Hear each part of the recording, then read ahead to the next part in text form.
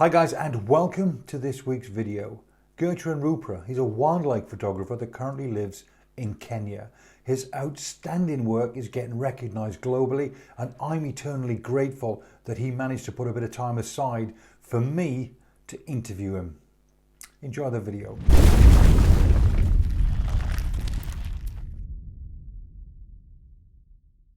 So Gooch, how are you? Fine, thanks. How are you doing, Gary? I'm very good, thank you. So just before we get going, let me just ask you, what's the situation with the coronavirus in Kenya at this present moment in time? Just the news today that we've got about 110 cases.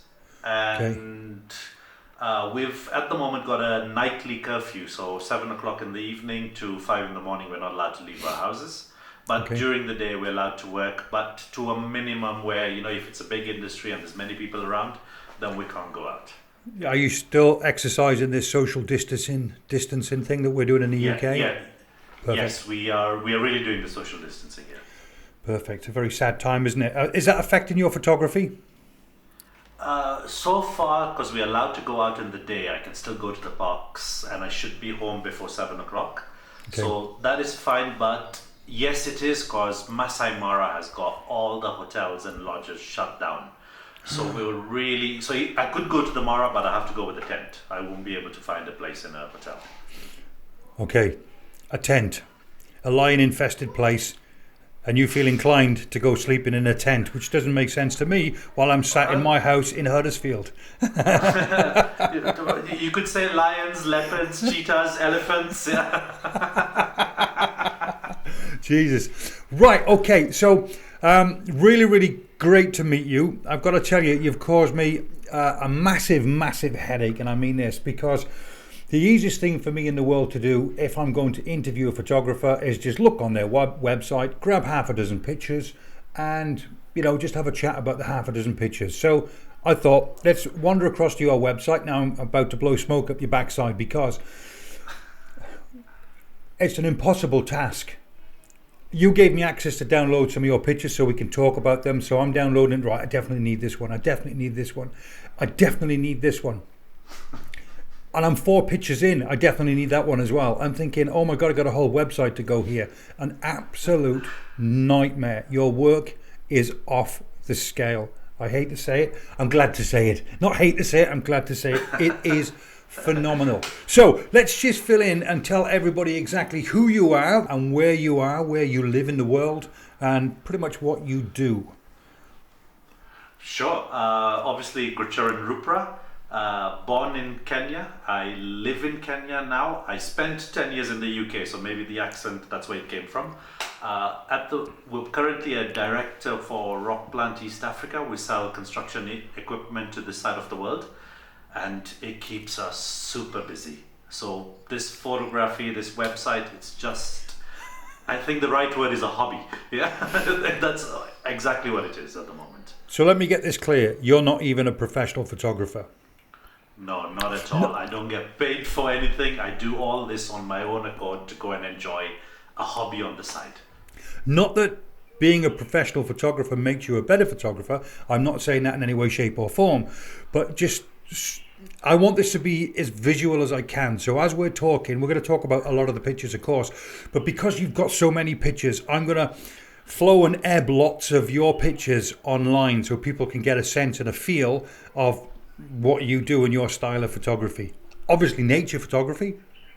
Yes, wildlife and nature and wildlife, because a couple of landscapes, but the bulk, always an animal in it. And the rule of thumb is, if it doesn't have a tail, I'm not photographing it. Yeah. It doesn't have a tail. Right. Okay. So you're based in Kenya, that's where you live now. Yes. Before we start showing some pictures, your website is broken down into 3: aerial photography, ground level photography, and wildlife photography. And I was trying to pick my favorite to ask questions about them. And my head is blown by the aerial photography that we'll come on to, the ground level photography. What the hell is that all about? And of course, well, just your wildlife photography is just mind blowing. It's absolutely fantastic. So let me just ask you a question then. You as a photographer, how often do you get out? Every weekend. Nairobi National Park is round the corner from my office. I am about 2 kilometers away from the entrance. I could be there. Sometimes I'll get a phone call and say, "Hey Gooch, we've got a leopard up a tree. I've got a meeting, let me finish this and I'll be there right shortly." So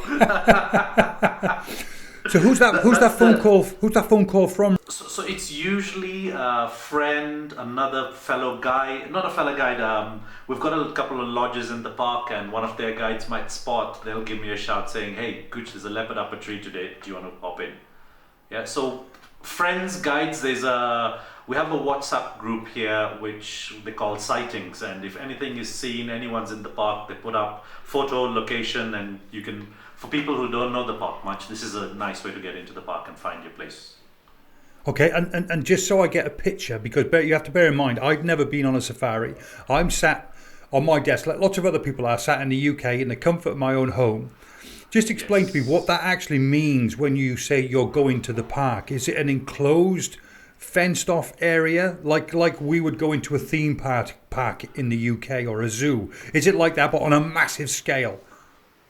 Yeah, so Nairobi National Park isn't as large as the others. Okay.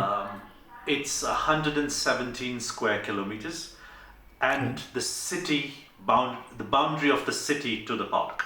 That side of the park has a fence. The other side, which is to the open grounds, is unfenced. There's just a river dividing the park from, should I say, general population. And yes, lions, zebras, there's migratory routes where the animals go into the open areas, go for grass, and obviously once the herbivores have moved for grass, the carnivores follow them because that's the food. Does that mean to say, it probably never happens, but does that mean to say in theory a lion could walk down your street? Or is there not good, it has. And there's videos of it as well on social media. Wa la la la la la la.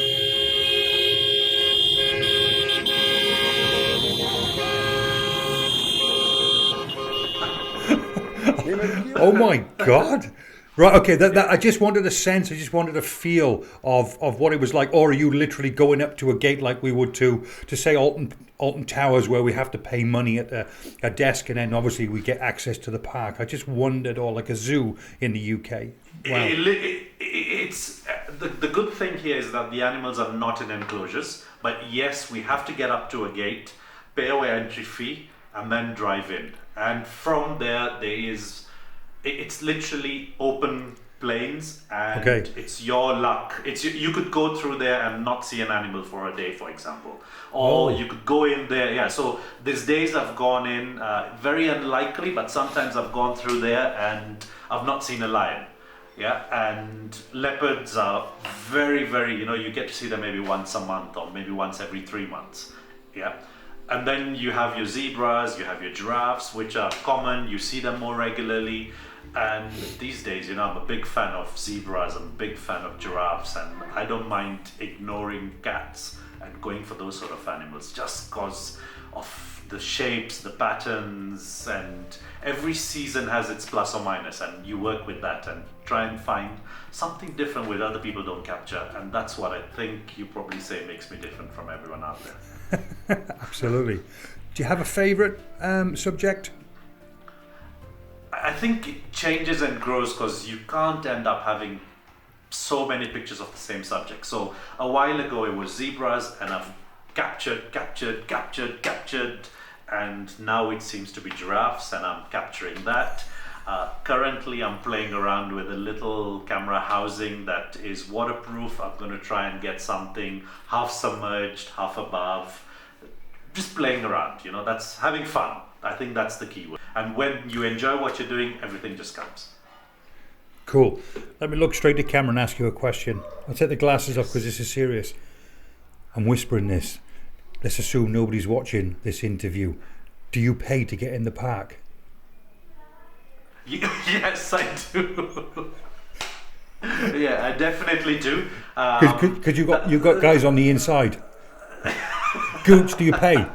I wish it was easy like that and I could find another way around it, but yes, I do pay. Right, okay.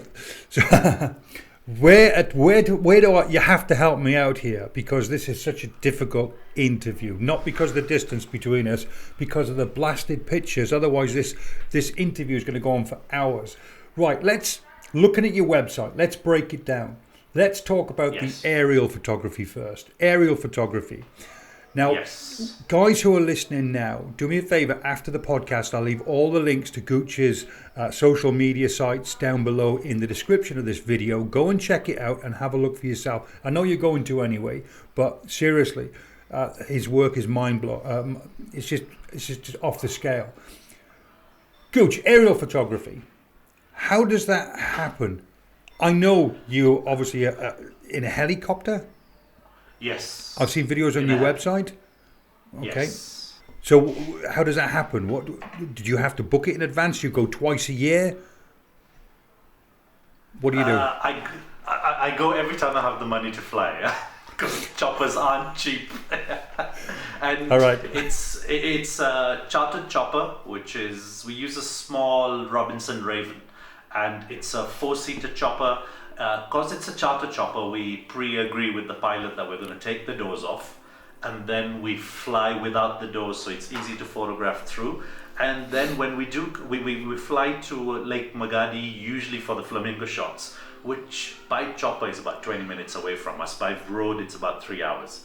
Yeah, so we'll fly up to Magadi, we'll do a 1-hour run over the lake, over the animals across in the conservancy, before we fly back. And the lake is very special because it's the mine soda from that lake, and it gets all these beautiful mixtures of colors depending on the season. And you probably see that maybe some days it's just algae with flamingos flying, and some days it's different colors. There's reds, there's oranges, there's purples. You get such a beautiful mix of colors. I still have to work out the science behind the colors, but those things make such beautiful photos, honestly. Yeah. You don't need to tell me. I've seen them on all of you. I've seen them all over your website. They are just outstanding. Okay, so you have to book flights now. Okay, I'm going to have to ask you a dumb question again, because I can't be the only one that's thinking of this. You must think at some point that helicopter could break down, where you have to. I'm not talking about crashing. I'm just saying it might need to land in an emergency. Now you're in a situation, obviously, where you're in the middle of a wildlife park and you've got no doors, so you've lost your protection. Do they carry guns or? No, we don't carry anything, and we always find. I wouldn't say how I found out, but there's one day, if you find that you want to take lion shots and you want to come out of the vehicle, 9 out of 20, actually not 20, so say 9 out of 10 times, when you step out of the vehicle, the lion will actually run away rather than come and attack you. It's only where the lion feels that you've crossed its boundary and now that it's in danger from you is where the lion will probably attack you. So maybe a female with cubs, you don't want to play with that. Maybe a male, a dominant male in the area, he'll probably be the guy who'll just sit there and watch you and wonder what this guy's up to. But everyone else, you step out of the vehicle and that lion just gets up and gone. So that's where, when you come down to my ground level photography, that's where the tough part has been. Because if I step out of the vehicle to go and lie down to get a shot of a lion looking at me, it's not going to be sitting there looking at me, it's going to run away. So how I've done it is, initially I started off with a monopod, stick it out of the vehicle door and take it down. But even that, when the lion is there watching you and then you put this monopod out, it gets scared and it runs off. I know it's a lion, but you don't expect it to get scared, because the enigma that we've been taught with all the movies that we watch is that they'll come and attack you and kill you. You know what I mean? It's not absolutely true. Yeah, okay. Yeah, it's not true. So usually they run away, and then obviously the mission has been to try and get closer and closer and closer, and that mission has been quite a long, difficult journey, because every different herbivore cat reacts differently to something it finds out on the ground. And I've had to make different types of devices. This one worked for a lion, but this one doesn't work for a zebra. This one was a bit too dangerous for an elephant because the elephant decided to step on it and kick it around. So every animal or every subspecies of animal has something unique in its way of working, and we just have to plan our devices or make my device to suit the job I'm going to do. I suppose they have characteristics. They have characters, don't they? I suppose you're going to get a nervous one, an aggressive one. And like you say, if they're protecting their young, have you ever been in a position where you've been scared? I have always been scared of elephants, to be honest with you. And then I went and read a book, I think it's by Anthony Lawrence, called The Elephant Whisperer. Okay. And the beauty, the connection this particular guy had with those elephants. I don't want to spoil the story if anyone wants to go and read it, but when you read that book, your impression about elephants changes overnight, or as soon as you finish that book or you go through the book, and all of a sudden that's animal that you're really scared of. It's like, hey buddy, how you doing? Come on, give us a high five, you know what I mean? Yeah. So it changes to that perception. As a young boy, I watched In the Ghost and Darkness. It was a movie about the man-eating lions of Savo. When they were building the railway line during the colonial times, there was a couple of man-eating lions that used to kill up all the workers, and you see that and you get this impression that lions are, oh my God, stay away, they're dangerous. But the more time you spend with them, the more you realize it is a cat and it is chilled, it is scared of us as much as we are scared of it. And yes, you have to also then learn about the characters, because one behaves very differently from the other.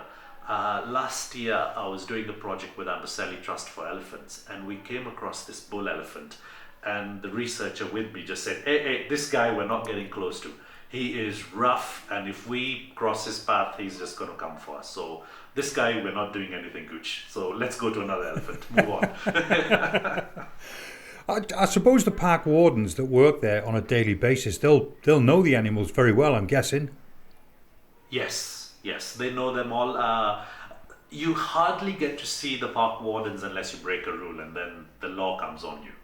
Yeah, so you usually with guides who work for a lodge or have their own private vehicles. You can sort of book a vehicle and hop in with them, and a lot of them have different experiences, and it's those experiences that you also want to, should I say, piggyback on to try and get better photos. Okay, so what happens in the height of the season? We're not talking about, obviously, the coronavirus now. At the height of a season, on a normal season, when there's a cat with cubs, whether they're feeding just after a kill or whatever, is it mayhem around them because there's so many people and so many cars? If you take Masai Mara in the high season, for example, and let's take a situation where the wildebeest cross the river, like what we see on Nat Geo or Discovery or whatever it is, there could be up to 200 cars at that location. And imagine trying to get even half a decent photo through that. It's impossible. I haven't been to the Mara over the last 6 or 7 high seasons. It's just not worth it. It's going there rather than trying to get pictures. I go into the park to get peace of mind and to connect with nature. You go there and you go there to fight with everyone else around you. And that's not what I do photography for. That's not why I go to the wild. Let me go I'm on your website. Where am I now? You've got some. I'm really, really struggling to know where to start. But you mentioned the elephants here. You've got some fantastic aerial shots of the elephants. I'm assuming that the helicopter doesn't interfere with them. I don't mean that like in a conservationist. I mean, obviously, you as a photographer, you want to capture things that's happening naturally. So the sound of a helicopter doesn't scare them. You will. We try and keep the helicopter pretty high up for photographing animals when you're doing that. So zoom lenses, I'll normally use my 200 or 400 or something around there. We keep it quite high up. With elephants, I think drones scare them a lot more than helicopters. Yeah, right. It's that sound, the high pitch. It's like a bee. The drones like a bee, and elephants are scared of bees. Yeah, so helicopters, they're a bit more relaxed. You do get them, maybe initially they'll pay a bit of attention to what's the noise, and then you just find they just carry on with their life. Can you fly a drone in the park? It's not legally allowed because of the civil aviation laws in Kenya, but if you do end up flying a drone, what we did find out, we had some research guys who had licenses to fly drones, and unfortunately an elephant had broken out from the park and had gone into some sort of, should I say, into the people's homes and into the public areas. And, Public land, public land, and the KWS, they brought a chopper in, they tried to shake the elephant off or chase him back with a helicopter. He wouldn't budge, and then they flew a drone and he just gone. Yeah, Seriously? The drone worked better than a helicopter. Yeah, I think they've also what we find is, we could go into national parks which are high up north into the country where there's not so many people, like Samburu, and the game is very skittish, and you drive up to that animal and it's gone.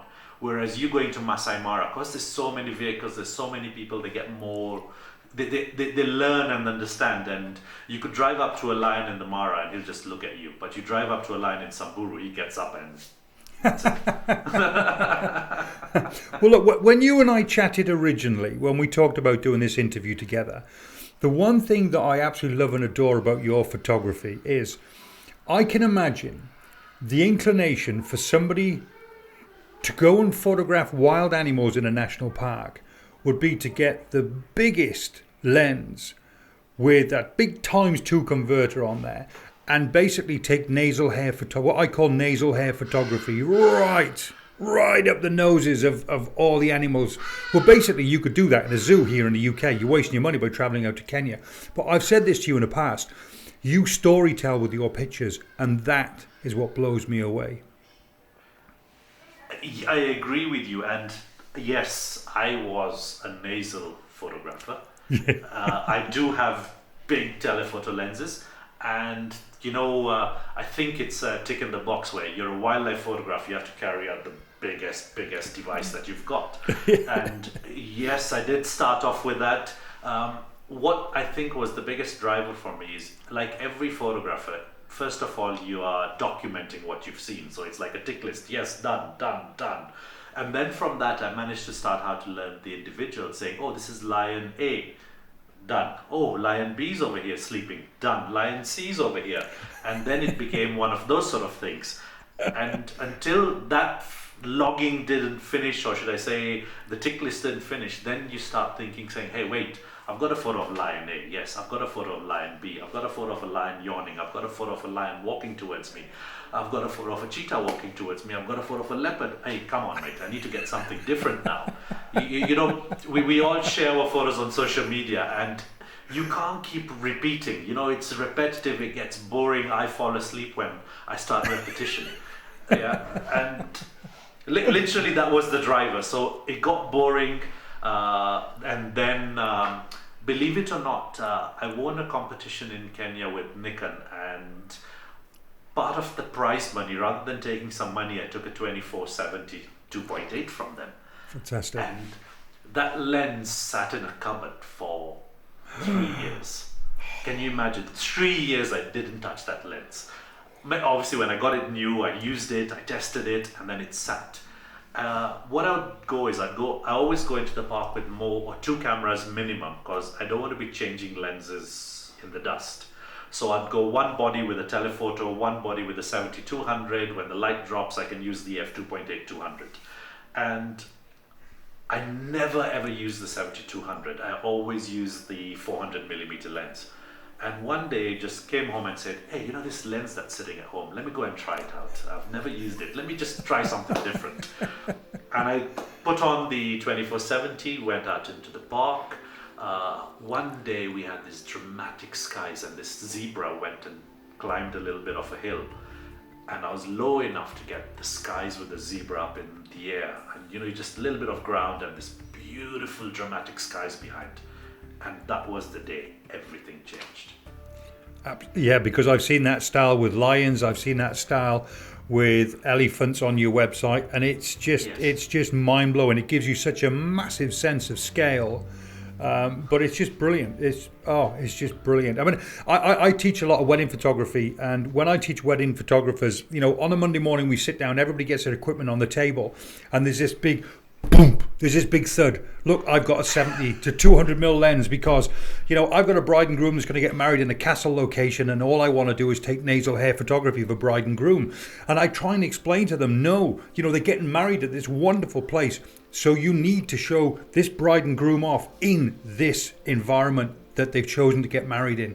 And that is exactly how I see your, or certainly most of your nature pictures, should I say. You've got a couple of elephants there, obviously looking from above, and all the birds. I don't even know where to start with the bird shots. The bird shots are just with the green algae and some of the red that's going on in the water there. It's just breathtaking. But talk to me about a couple of very interesting things. Shadows.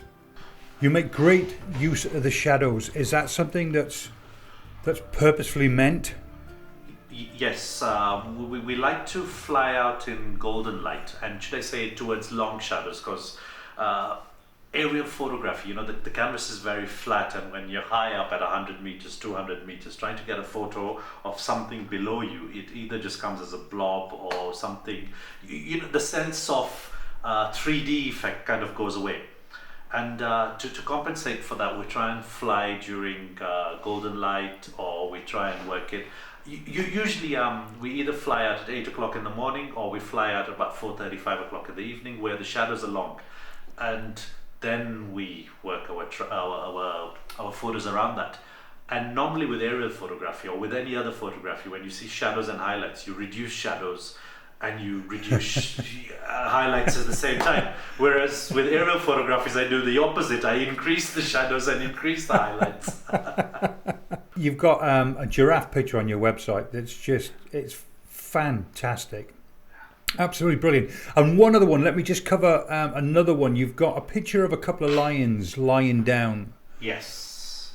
Beside the water. And again, it's such an amazing shot, simply because it's a perspective that nobody else is likely to take. Yeah, and I agree with that. And trying to get into the chopper in the Mara is hard work. And that's where influence, knowing people, things like that works out. And this is where you can't just go and say, okay, I want to charter a chopper and fly over the Mara. You don't get permission to fly over the Mara, because a lot of the guys in vehicles complain because we were here waiting and a chopper came and made so much noise, we didn't like it, so those sort of things happen. So trying to get into a chopper in the Mara is a bit more tricky, but when you want something hard enough, you find a way to get it. Hey, I'm all right, Jack, as long as I've got my picture. Sod those tourists. Hopefully they didn't recognize me. I love that. Just again, talk me through your process of taking a picture like that, because it's not at an angle, it's not at a 45-degree angle. You are quite literally aiming your camera straight down. Are you? Again, it might sound like a stupid question to you, but if I'm thinking it, I'm sure somebody else will be thinking it as well. Are you tied in when you lean over, or just a normal belt? The 4-point. You're going through the actions now, aren't you? yeah, I'm trying to remember it. Yeah. So we have the 4-point or 5-point harness on the chopper, and at the back it's just a basic, typical seat belt. Yeah. Okay. Yes. The fun part is with I've done aerial photography through balloons, which is quite easy in the Mara. But the problem is that you see a subject, if it's going to hit into the line of the balloon's flight, the chance is very slim. Whereas with the chopper, you can tell the guy, hey, there we go. You see that line there? I want that photo. And he flies the chopper across. You get the photo. If you're not happy with it, you tell him, I want another pass. You know what I mean? Yeah. And when we spotted those lines, the two that you're seeing, the two females lying down in the riverbed, that's the photo you're talking about, yeah? Absolutely, yes. I spotted it and I went to the pilot saying, lions down there in the riverbed. And after that, all I remember is the chopper spiraling down. To add on to that is that I think there's only 2 guys who haven't. And every other photographer that I've gone on the chopper with, we've always had to use a sick bag. We have always had to use sick bags. Seriously? Serious. Have you got a sadistic pilot? Is that what it is? He's sadistic. Does he like to throw it round and show off a bit? I think he likes the opera of.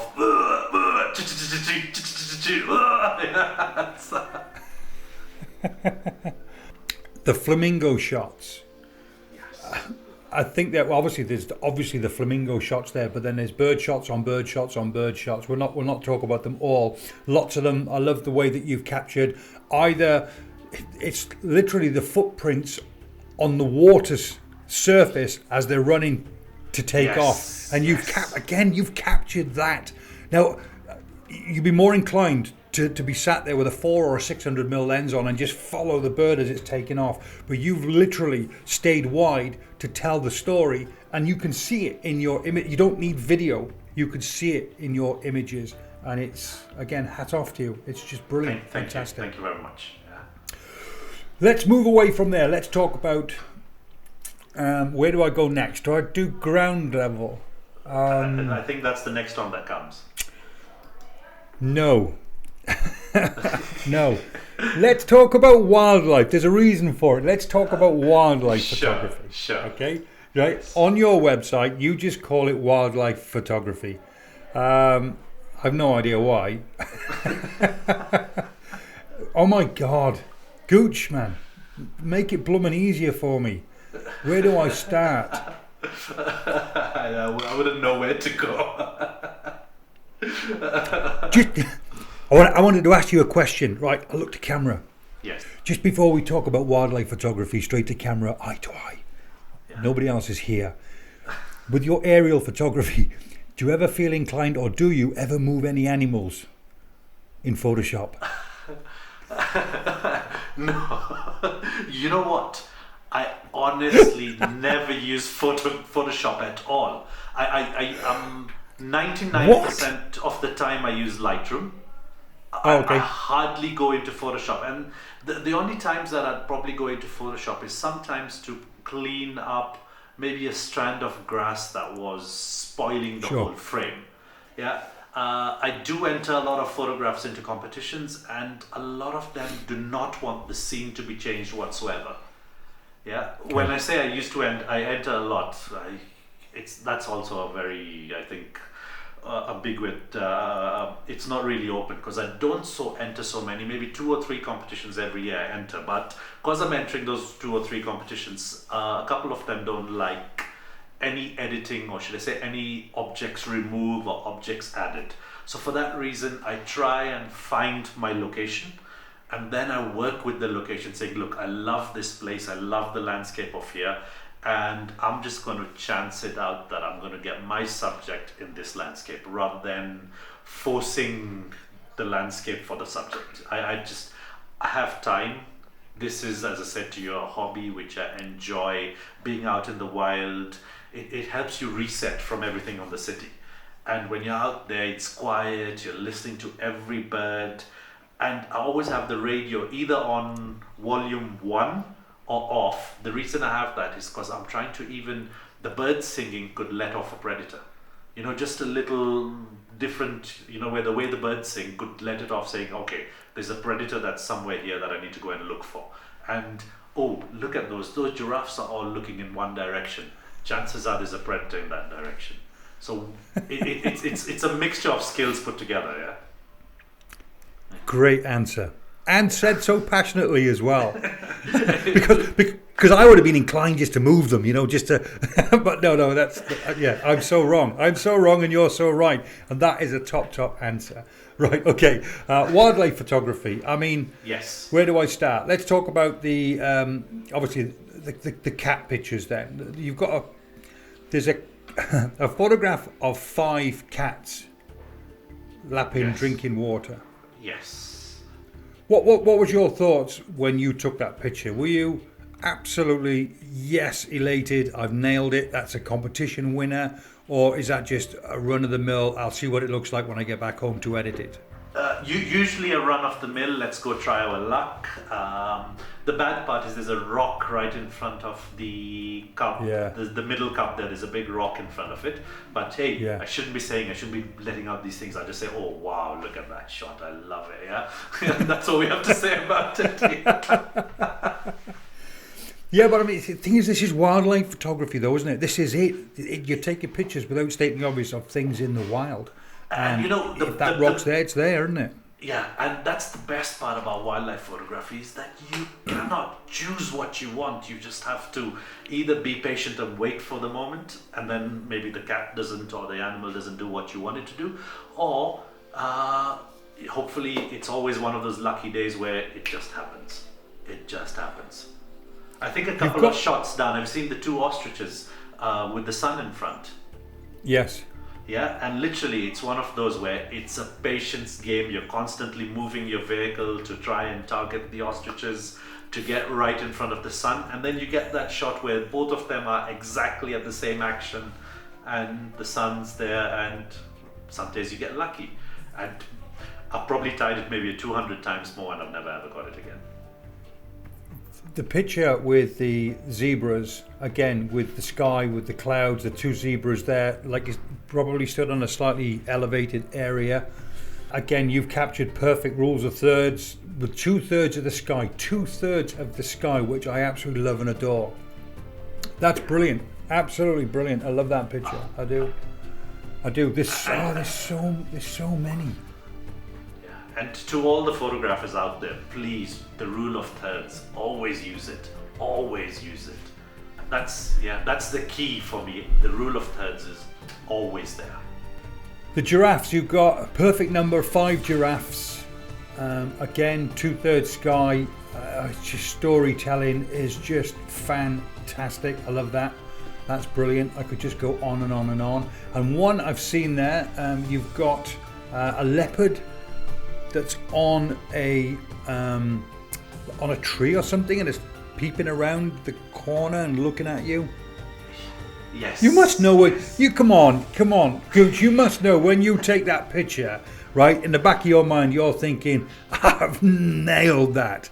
That's gonna be a competition winner, or not." It's always because everything happens so fast. You're trying to preempt what the cat is going to do. So you're constantly working with, all right, look, the cat's now looking at me and the cat's now looking down. I think it's going to go down the tree. Prepare. And sometimes you don't even know where the focus point is going to be. And I keep it on a single focus point. Because when you're doing a cat that's looking around a tree to you, if you put it on every focus point, the camera's just going to pick up the tree. It's never going to pick up the cat.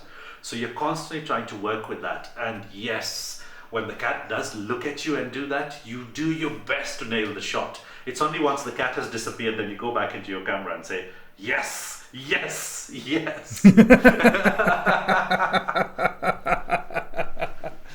Oh, it's absolutely fantastic. The cats there are just... I'm not even going to edit these pauses out that I've got now, because clearly people can see I'm looking at the website and I don't know where to start.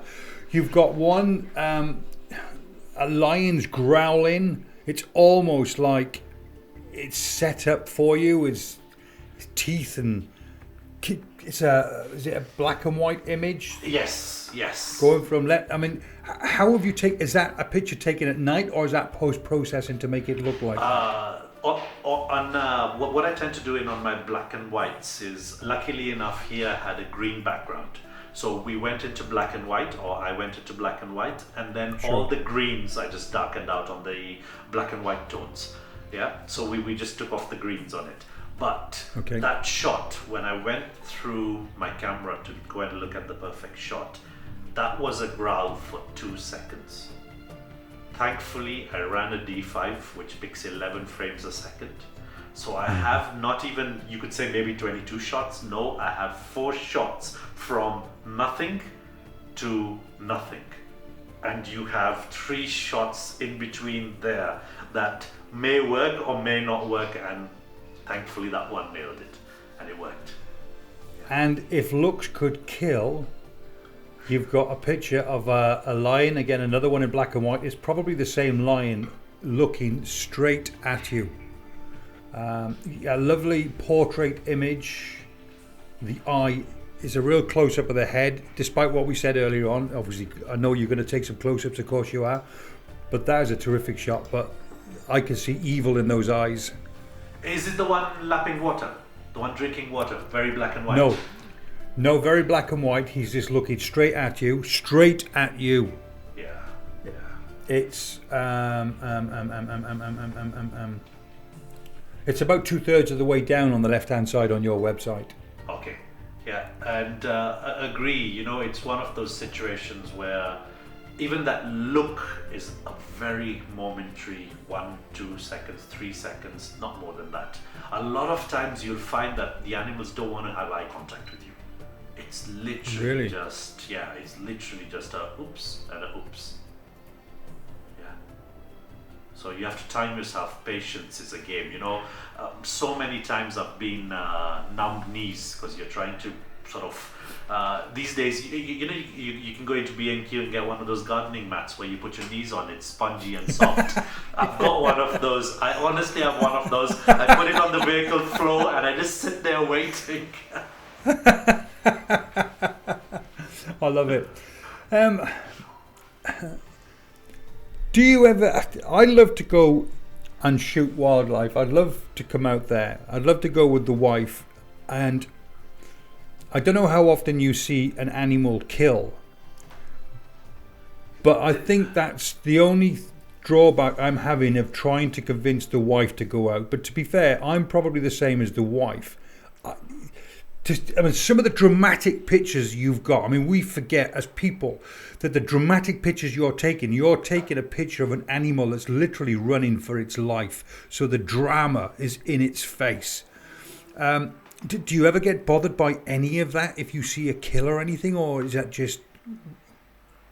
I think, with some of the kills you've got the cheetah or the lion, and you know that if it doesn't make the kill, the lion's going hungry or the cubs are going hungry. And it's very, you see a lion and you know that this thing hasn't had food for 3 or 4 days. You can see the bones beginning, the rib cage beginning to show. And when a lion does catch something, the first thought is, thank God it got some food. But yes, you are losing a mom, a dad, a baby or something.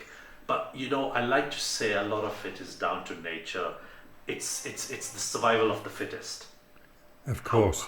However, the worst ones to see, I believe, are wild dogs and hyenas. As good as wild dogs are, as beautiful as they are, or as hyenas don't look the best, but there's a lot of people who love them, and they're literally they are nature's cleaners. And if we don't have them, the whole ecosystem doesn't work. But these guys, because they don't strangle, at least with lions, the first thing they do is they strangle, they let the animal die before they start eating. Not hyenas, they just come and rip apart. And there's a hyena eating a part of an animal, and the animal screaming and shouting in pain, and it's disgusting.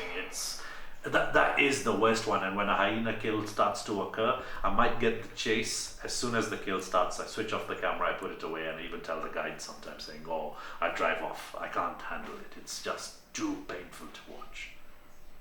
I wouldn't like that either. That's not... It's not. That's what made me shudder now. I can imagine everybody listening to this podcast, this video, so will be thinking, grow a pair, Gary, it's just nature. Well, it might well be nature, but at the end of the day, I'm an animal lover. I'm sure most people in the world are animal lovers. And yes, I understand how nature works, but I can't explain it.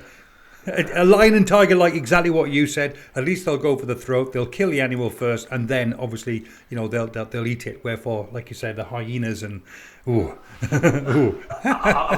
got a beautiful story to go with that. I was in the park in February. It's actually over Valentine's. I was in Masai Mara, and we came across these 3 cheetahs who, like every day, they just don't give a... let me not use some harsh language. They just sleep all day long. And these cheetahs were asleep. We went to try and get a look, but all you'd get is, just that and then back down. And we then saw a rush of vehicles on the other side, and we drove up, and we found another cheetah that had made a kill. And the Thompson's gazelle is dead on the side, and the cheetah's, catching its breath now because it's taken a lot of Sure. effort in the kill. It's catching its breath, it's relaxing, and all of a sudden, the Thompson gazelle got up and ran towards the cheetah, horns pointed out. So it wanted to, its best defense was attack at that moment. The cheetah very tactfully latched onto the neck again and started putting the Thompson back into asphyxiation, going for it, and out of nowhere, a big male lion comes out, walks cautiously, hears the noise, starts walking, looks around, and I think it spots the cheetah in the tall grass and walks straight up to the cheetah. When it gets too close, the cheetah's no match for a big male lion, and he just dropped the Thompson and ran off. The male lion comes in, picks up the Thompson, runs off with the meal, because it's also doing exactly what it's scavenging. It's doing a scavenging job, picked up the meal, ran off. And when that happened and the lion went into a bush, we walked in, the lion went into the bush, so we decided to follow the cheetah, saying, hey, sorry guy, you missed your meal. We followed the cheetah, which then came to a little riverbed and started drinking water just right. I foresaw that he was going to drink water, put my car in the perfect position, and the cheetah started drinking water, and I'm excited, saying, look at the shots I'm getting here. So without, when you're still there in the frame, one of the guys I was with says, Gooch, look at those warthogs. And I just put the camera down to have a look, and these two warthogs, a mum and a baby, walk right across the cheetah, kind of with that swag, saying, you can't catch us, you know what I mean? Yeah. And just as they cross the cheetah on the other side of the river, they start shooting. The cheetah jumps over, chases up, and it's maybe millimeters or inches away from the baby. And the mum does a U-turn and comes to attack the cheetah. And obviously the cheetah sort of whoops and runs off the other way. The baby gets lucky. The warthog, after a bit, goes back towards the baby, saying, saved, and that feeling of, haha, I told you couldn't get us. You could see that warthog. And we drove, we didn't even drive, and then all of a sudden something on the right hand side of my eye catches me. We drive up to there and a leopard comes out of nowhere. It's just like all three were in the same place. And after we started putting the story together, it turned out that the lion had initially chased the Thompson, which it missed, but the Thompson ran towards the cheetah, which caught the cheetah, and then the lion stole it back. It was such a beautiful day. They don't come often, but they do come sometimes. Poor things. but it's nature. Yes. Right, okay. Now, I want to talk to you about the most exciting part of your website. Okay, the ground level photography. So I want to talk to you about the ground level photography. I want to talk to you about, I'm going to ask you about the equipment. Hopefully you'll divulge how you take these amazing pictures. So if you're listening right now, you've heard and seen nothing until you've seen Gooch's ground level photography pictures, and hopefully he'll divulge how he's actually taken those pictures. And also, Gooch, I want to talk to you about your favorite pictures. Don't tell me now, your favorite pictures, and also the pictures that you've won competitions with. Okay, or I want to talk to you about your competition entries as well, as a general. But I want to do that in part 2. I'm really sorry about the abrupt ending of this video, but I want to talk more to Gooch about what I consider to be the most exciting part of his work, which is his ground photography, which I believe is breathtaking. So you'll have to wait until part 2 for that, which will be out next week. In the meantime, if you want to check out more of Gooch's work, then please head across to his website or his Instagram account. I'll leave both links down below in the comments section. But in the meantime, this is a teaser for what to expect next week.